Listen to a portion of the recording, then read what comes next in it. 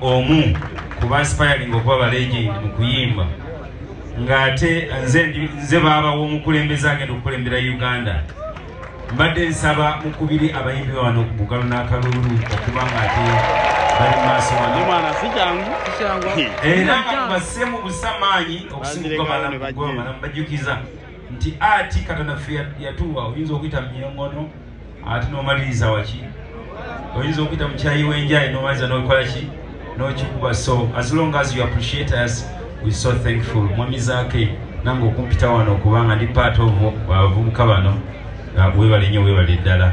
Ssaabasajja Kabaka Wangale ne President muto wange afuge Uganda nze mujja kumanya title yange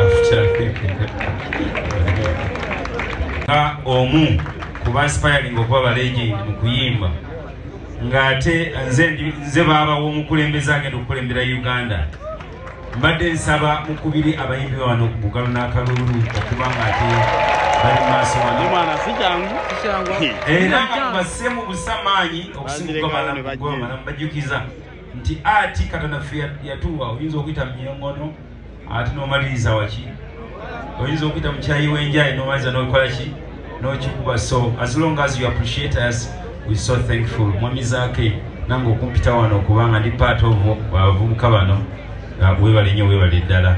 Ssaabasajja Kabaka Wangale ne President muto wange afuge Uganda nze mujja kumanya title yange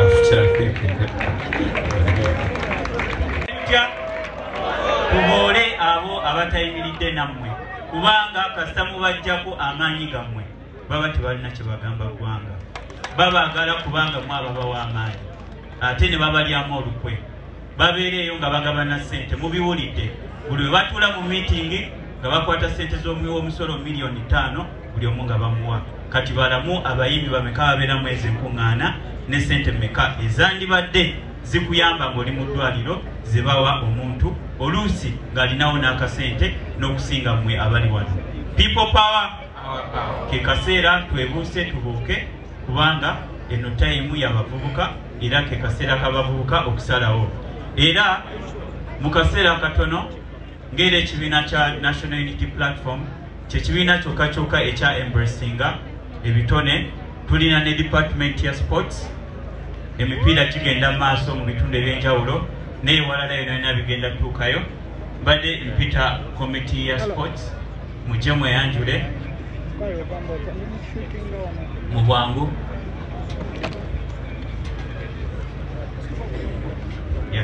Linnya nekyokola ku committee. Yes, okay. Wabula abaseno wetuwogerera baffeesa abaseno wetuwogerera baffeesa muganda wange ampuliriza. People power! People power! Maulana jamu mbere wano najogera ebigambo. Tubyanize nsabo mpenda kikanga birisewo. Basabo ne bajjabo tuli basanyufu okubeera wano nammwe banankyukakyuka. Mbegalidde bantu mmwe mukubire ba artist bana bayimiridde wano mu maaso engalo ez'amaanyi. Uganda ba artist bangi naye abeewaayo ne bakkiririza mu nkyukakyuka n'okulwanirira eggwanga lyabwe mbogera engalo ez'amaanyi. Nze nno sitera kuba busuuti buno naye ekyankubisizza obusuuti buno ensonga eri bweti. Naloose sitera kulota barayagala nekali kagatire waliwo artist abasalawo okukyuka n'enkyukakyuka wawo n'abasalawo okukyuka mu luli ne beeyongerayo ddala. Okay, ekyakusinda akasuuti kano naloose sitera kulootaloota naye naloose ebintu bisatu. Naloose ekiro tekyasoose nga ndaba Museveni bamugoba musajja amuli mabega amugoba naye nga tamuganya tunula mabega ngaamugoba totunula mabega nenzira engulu nenamuba kiki saamulabye nenzirawo neneebaka nenzamu nendoota ndabayize kuseresi Kyagulanyi Center mwakutte bayibuli ati alinga alayira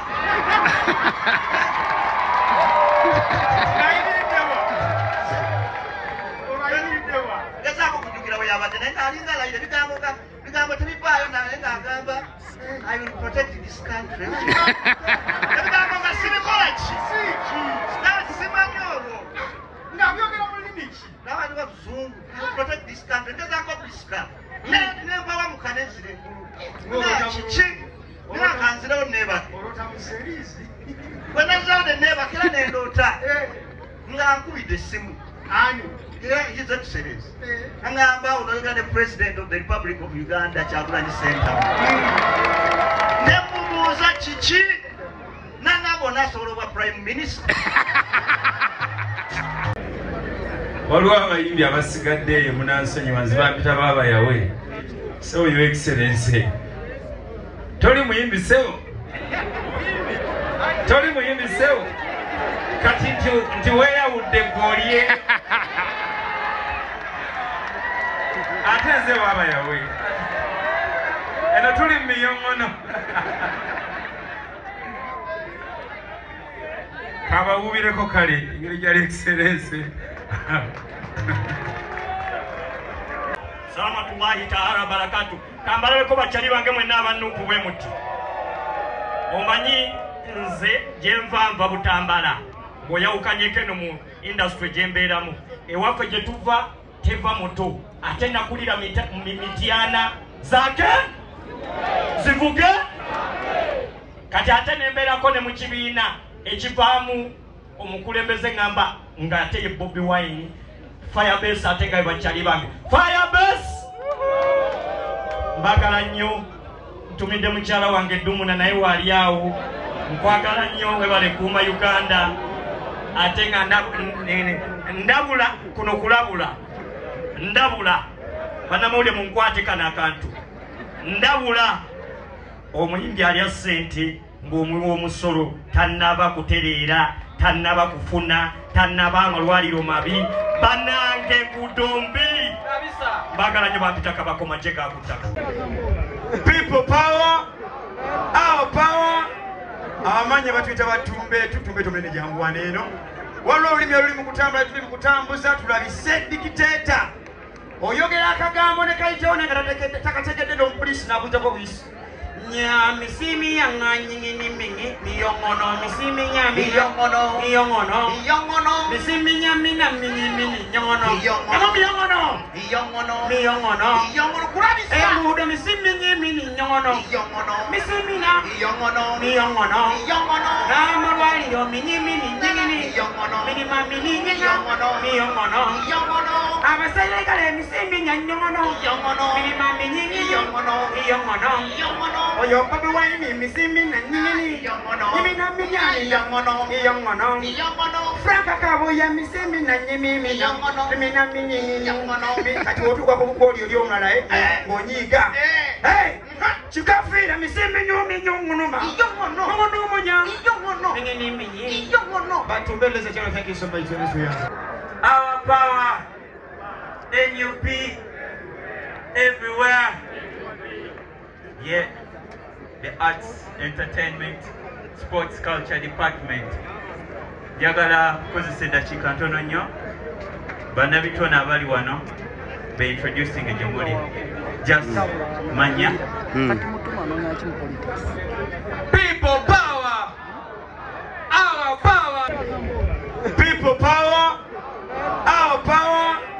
Abamanya batuyita batumbe tutumbe tumene janguwana eno. Waliwo olulimi oluli mu kutambula tuli mu kutambuza tulabise dikiteeta. Oyogera akagambo ne kayitawo nga takategedde n'omupoliisi n'abuuzako buyisi. Misimi yanga nyingini mingi miyongono misimi nyami miyongono miyongono miyongono misimi nyami na mingi mingi nyongono miyongono miyongono miyongono miyongono kurabisa emudo misimi nyami nyongono miyongono misimi na miyongono miyongono miyongono na marwaliro mingi mingi nyingini miyongono minima mingi nyongono miyongono miyongono abasele kale misimi nyongono miyongono minima mingi nyongono miyongono miyongono Oyo Bobi Wine misimi na nyini nyimi na minyani yongono Franka kabo ya misimi na nyimi nyimi na minyi kati otuka ku bukoli oli omulala ngonyiga chikafira misimi nyumi nyongono yongono monya nyini minyi batumbeleze chalo. Thank you so much. amanya n'eddoboozi aziiza azinoonya ziwenja aziyigga nati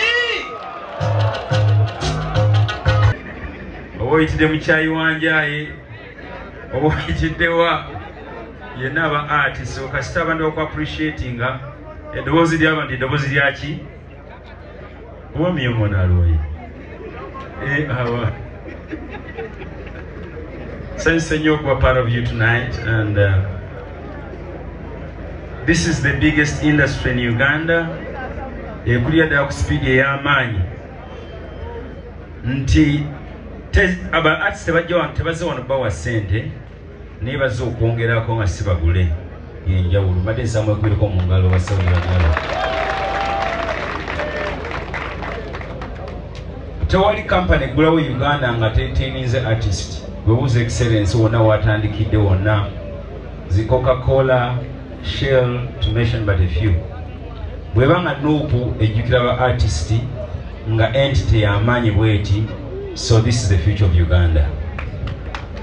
You know the president, you know the deputy president, you know the secretary general, you know the spokesperson. I am telling you what we need is understanding leadership, command and control. Discipline, commitment, resilience, and General Museveni will be out of here. Even today if we decide. If we can be here all of us without being roll called, without being stopped, then we can organize a bigger group than this. More committed, more resilient, with the mind of fighting, and we can change Uganda. Uganda is in our hands. Other revolutions have been devoid of leadership. We are lucky. We have a generational leader, His Excellency Robert Kyagulanyi Ssentamu. Uganda will not be messed up. He has the mandate of the people. We can hold it together. We have capacity to lead and lead better. But we can only lead better when our struggle begins today, not tomorrow, not 2026. The struggle should begin today. I want to hear the struggle should begin. The young people, the struggle should begin. The struggle should begin. Chibumba bampero mukisa, baba tuyanzizo tuwo mukisa, amaina ninze Alex Waisa mfumbiro, omusada owe busoga, abasoga basalawo era. Baba wasting any more time, let me also introduce our head of arts and culture, Nubian Lee. Yeah, thank you. Salamatullahi ta'ala barakatu. Kambalale ko bachali bange mwenna abanupu bwe muti. Omanyi nze jenvanva butambala. Boyawukanyeke no mu industry jembeeramu. Ewaffe gye tuva teva moto. Ate nakulira mitiana zake zivuge. Kati ate nembeerako ne mu kibiina ekivaamu omukulembeze ngamba nga ate ye Bobi Wine. Firebase ate nga bachali bange. Firebase! Mbagala nnyo ntumidde mukyala wange Dumuna naye wali awo nkwagala nnyo webale kuuma Uganda ate nga ndabula kuno kulabula ndabula banamawulire munkwate kana akantu ndabula omuyimbi alya ssente ng'omuwi w'omusolo tannaba kutereera tannaba kufuna tannaba amalwaliro mabi banange kudombi mbagala nnyo bampita kabako majje gakutaka nabwe ekintu ekyo kankirowoozeeko sebo bwe busuuti bunonzize kikyawanda otegeeza our posterity, the next generation will see it. Music is very important. It was used during the days of slavery, used during the days of fighting against colonialism, used in the days of fighting apartheid. We use it during the days of fighting dictatorships. Because music is sound. Sound is vibration. Vibration is a vibe. Vibrations make things happen. It was a vibration that made you conceive. It's a vibration that moves everything, so we must maintain that vibration. Allow me to start with a vibration of hope to everybody around here. Selector Devi, talk to me now, man. To His Excellency, the Bobi Wine, the handsome gentleman, the enthusiastic, the handsome gentleman in the east, in the west, and the rest of parts of Africa. I, Masaruka Rabai, together with all the youth and institutions, we are making sure that we are standing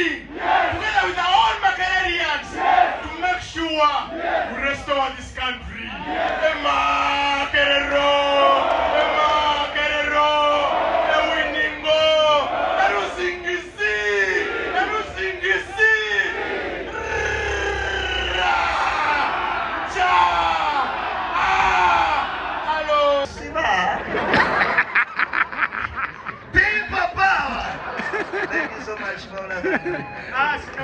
Assalamu alaikum wa rahmatullahi wa barakatuh.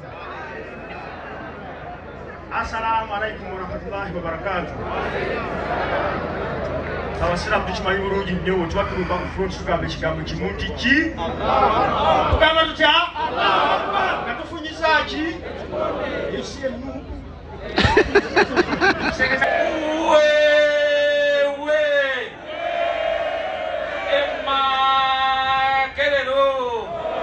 Jambogo, Emubuzo, Emasto, Ekulo,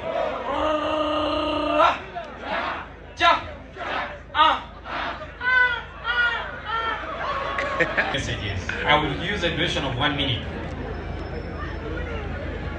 And my message, or his message, goes to 3 categories of people. The first category are the foot soldiers. Foot soldiers, the first populace in the foot soldiers cluster falls in the youth. And it is from that inevitable fact that we have to do all it takes to realize our revolution. And President yangamba ekintu kimu mu office ye nga ngenda okwesimbawo ne mukulu Sempijja oyo Minister wa Defense yangamba ono kyali osobola omulabisa namwe bagayi mwe kyali oli tusobola omulabisa. People power, our power.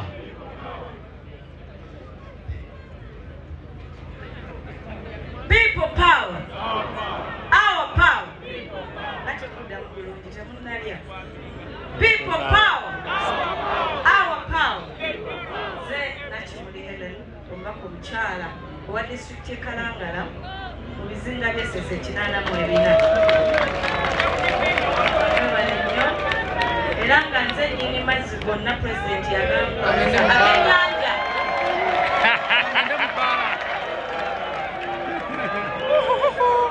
Mwata mubi agenyanja.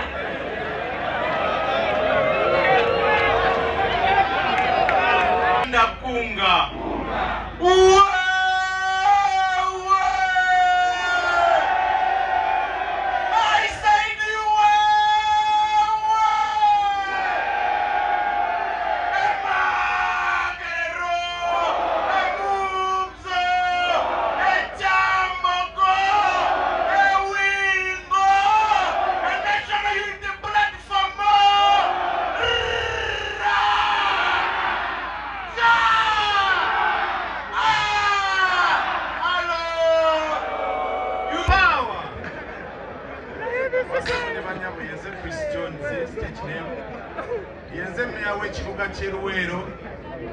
Yenze atwala ba meya bonna mu Uganda region oba Central region ate yenze akulira olukiiko lwa meya bonna mu Uganda olwa finance and audit. Naye bayimbi bannange mu abali wano ekyamazima mwebale nnyo okwebereramu n'abo abakkiriza okulya akatonotono ffe tetujja kubeera nga tuva ku mulamwa ogwaddala ogw'okununula eggwanga lyaffe n'esinga obukulu mu kyo weekend ewedde n'abadde nga njogera ku nsonga y'obuwumbi 3 bwe baagala okuwa abayimbi. Abayimbi tetuli bubi wadde nga naffe tetuli bulungi nnyo naye tetulina yadde ekyuma ekiyamba bannaffe abalina kansa mu Uganda. Nze nno ndowooza nti gavumenti nga ndi mu kamera zino obwo busente temubutuwa kuba tetubwetaaga mukwate ssente mugule ekyuma mukiteeke mu Cancer Institute tuyambe bannaffe abali obubi. Yenze Chris Jones meya w'ekibuga kya Luweero ye yali meka waabwe kati ye Roma Wanupunaki. People power. Omusajja oyo twabonabona naye mu Arua n'alemerako ne bamukulamu enjala ndowooza oba endala zaamera oba yateeka mu pulasitiiki. Paka olwaleero ssebo okwebaza okuyita abavubuka kintu kikulu nnyo. Naye nze nina ka message katono olwaleero. Ekisooka obusajja buno bwantimpula bankuba nno naye ekirungi nja kubategeeza baakuba omubiri but my spirit remained firm. Yabategeeza omutima gwange bwe baakuba ate obulumi bwanyongera omwoyo gwange okuba omulamu. Era njagala bakakasa mu bbanga eritali lya wala wali we baatukomya ekyenjojo nga tuli ne secretary general ne ttiimu wetugenda okutandikira wennyini. Wetugenda okutandikira wabula kati naffe tugenda kutandika okutambula n'ejje lyaffe kubanga ekintu kye tukola gye kiri ekibiina kyaffe kiwandiise. Nobody must stop us. Amateeka mwe gali mu nsi. Amateeka agakola ki? police emenya mateeka. The Uganda police is breaking the law. It turned out to be the NRM police instead of being the Uganda police. In fact, the Uganda police service because they are misusing or they are misunderstanding the word force. It's now the criminal police we have in Uganda. So, in fact, Tubole abo abatayimiridde nammwe kubanga kasita mubajjako amaanyi gammwe baba tebalina kye bagamba ggwanga babaagala kubanga mwababa w'amaanyi ate ne babalyamu olukwe babeereeyo nga bagabana ssente mubiwulidde buli we batuula mu miitingi nga bakwata ssente z'omusolo miliyoni 5 buli omu nga bamuwa kati balamu abayimbi bameka babeeramu ez'enkuŋŋaana ne ssente mmeka ezandibadde zikuyamba ng'oli mu ddwaliro ze bawa omuntu oluusi ng'alinawo n'akasente n'okusinga mmwe abali wano. People power ke kaseera twebuuse tubuuke kubanga eno tayimu y'abavubuka era ke kaseera k'abavubuka okusalawo. Era mu kaseera katono ng'era ekibiina kya National Unity Platform kye kibiina kyokka ekya embracinga ebitone tulina ne department ya sports emipiira kigenda maaso mu bitundu ebyenjawulo n'ewalala yonna bigenda tuukayo mbadde mpita committee ya sports mujje mweyanjule mu bwangu.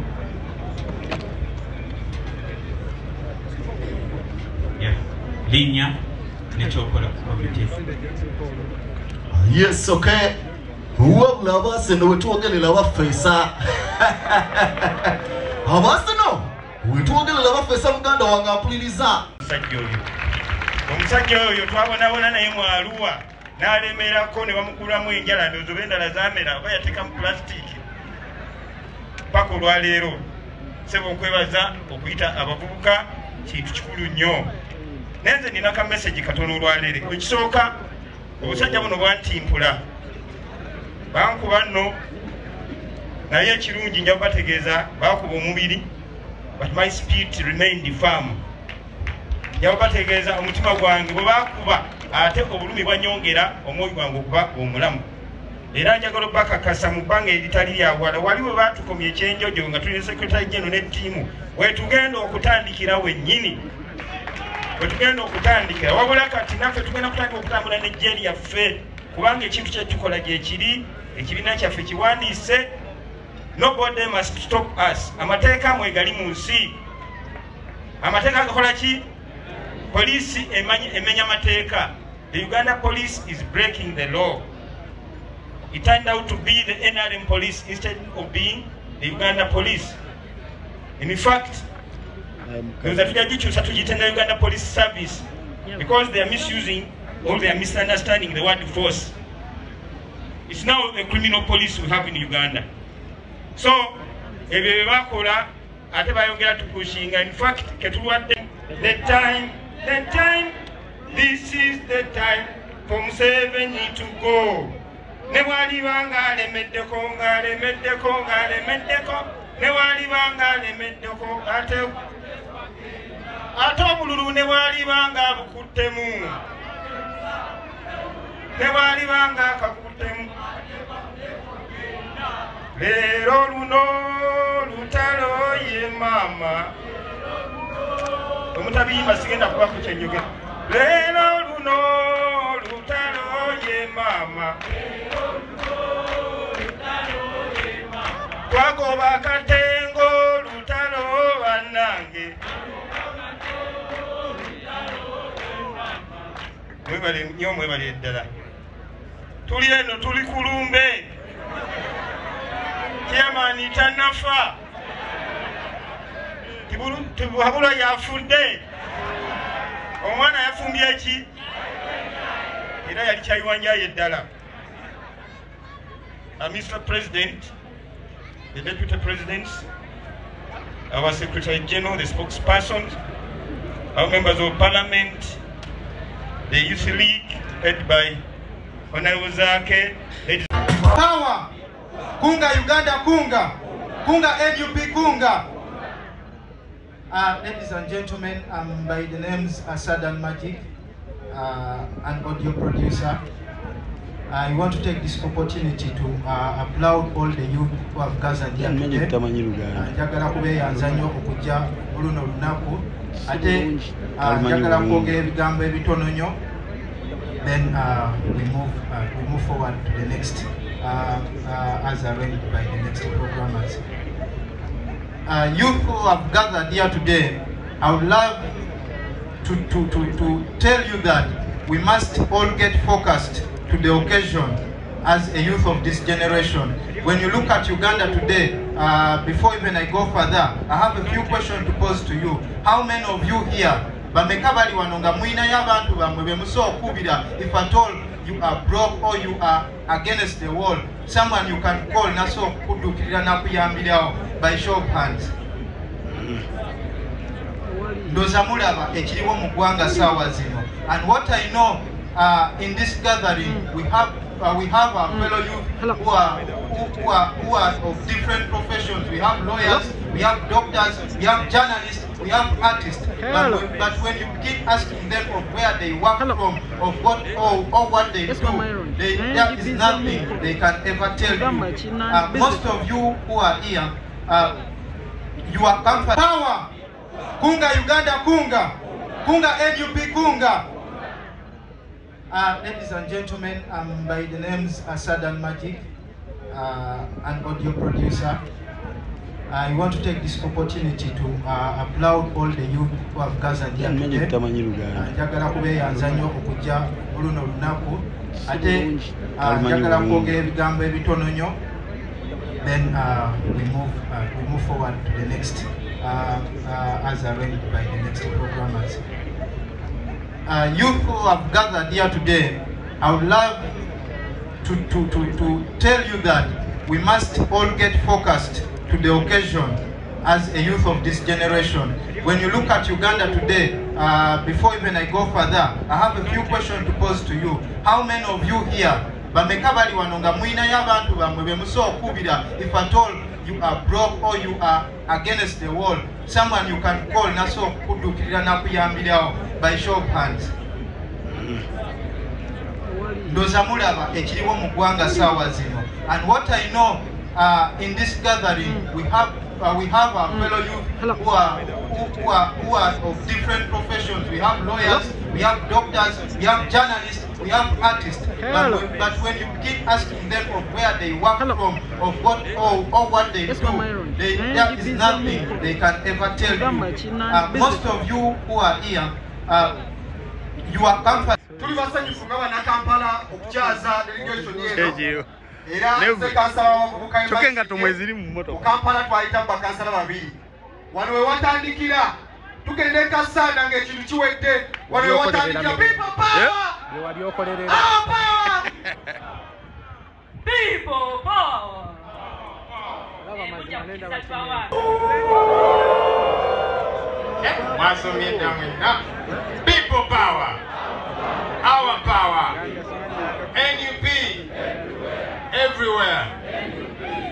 Mr. President, on your behalf and on behalf of the National Unity Platform, allow me to welcome to our headquarters our young people, our youth from the north, from the east, from the west, and from central Uganda. You are very welcome, young people. Thank you for coming to connect with the leadership and especially with our president. I just have one little message to give to us. You see, as young people, we are the majority in this country. And what that means is that this country, to a great extent, belongs to us, to you and to me. We must, as young people, eliminate the fear that we have. These guys are going to do all manner of crazy things. Our young people are locked up almost every week. And they're coming for many others. They will arrest and then they say this one has the explosives. Bombs. This one has nuclear weapons. They will do all manner of things. Let's eliminate fear. Let's remain united. Let's remain focused. Young people, do you hear me? Let's remain focused on what it is that we want. Back then, the Musevenis were focused on what they wanted. What did they want? To grab this country for themselves. What is our mission? Is to make sure that power is restored to the people of Uganda. So let's remain focused on what it is that we want to do. Let's be united, okay? Whether you are from the north, the person from central Uganda is your brother. If you're from the east, the person from the west is your brother, is your sister. These people will try and divide us along ethnic lines, along the regions, gender, whatever the case might be. Let's remain united because our struggle is a united one. We are more similar than we are different.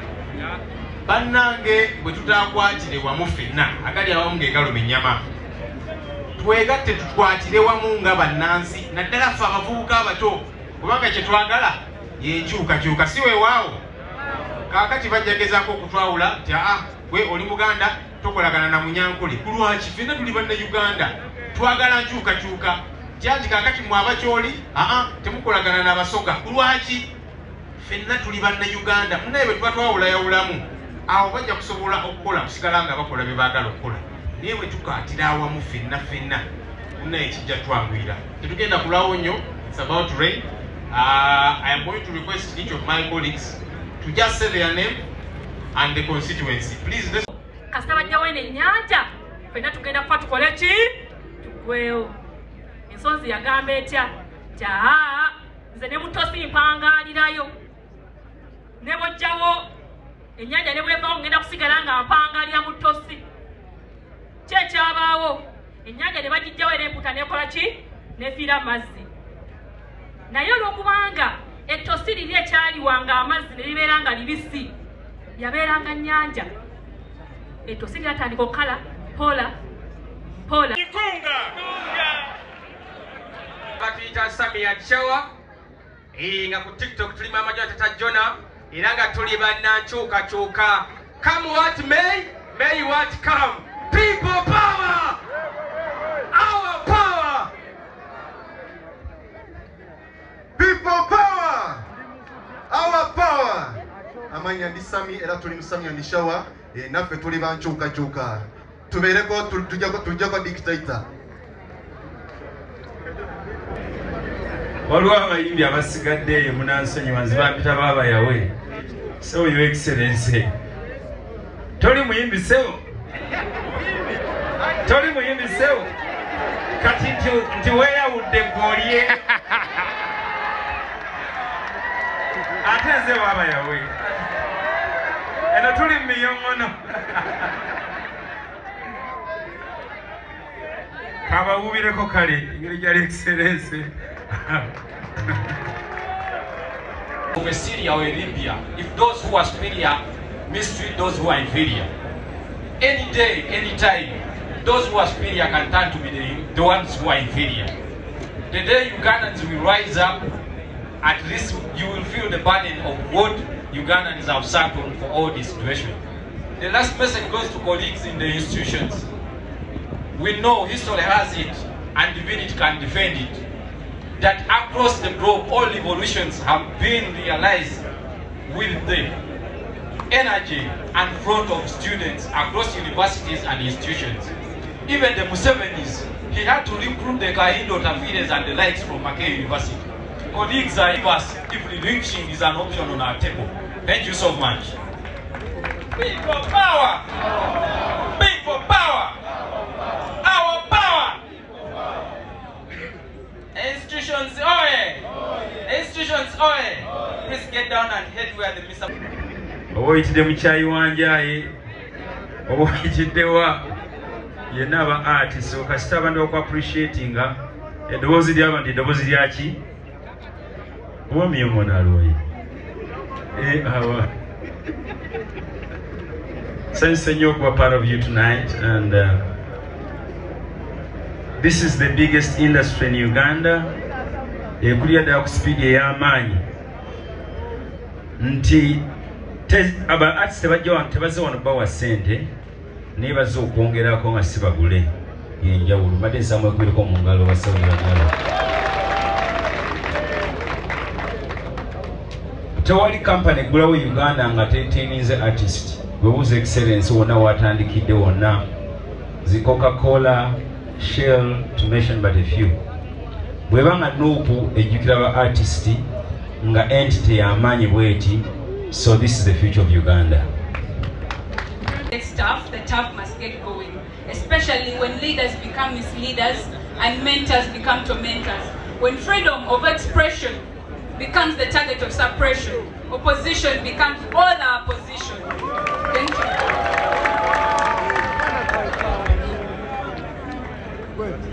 People power! People power! Our power!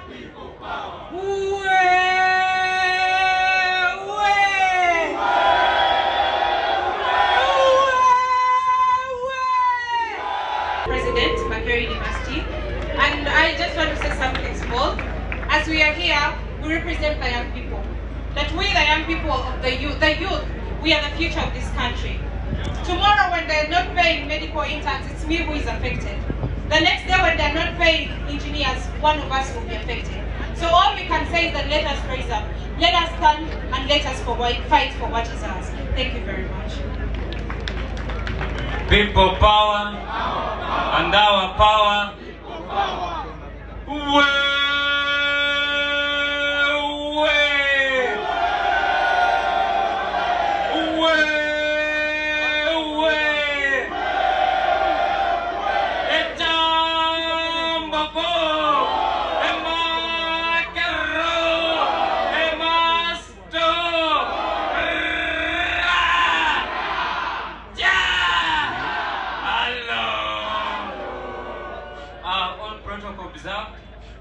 My name is Wafula Edwin Koholo, and I'm the 19th NUP Guild President of Chambogo University.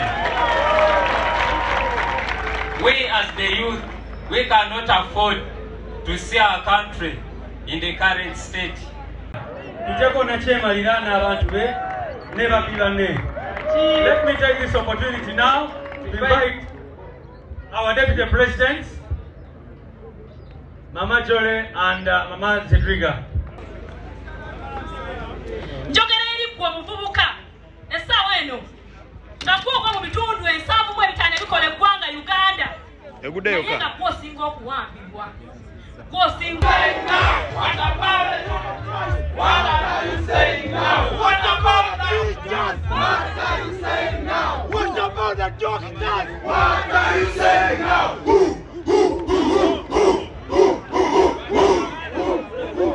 Everything that is happening. But when we speak of Chambogo University, I would like to say that the dictator has agents everywhere. But when he sent his agent in Chambogo to do what they are best at, that's oppressing the students spoke and said we cannot accept. We protested and the agent of the dictator was shaken. That is the same energy that I would like to request each and every single Ugandan that would like to see a better Uganda to stand and speak against the dictator. Otherwise, we as the youth, we are very ready, and the Chambogo at large is ready to remove the dictator. Thank you so much.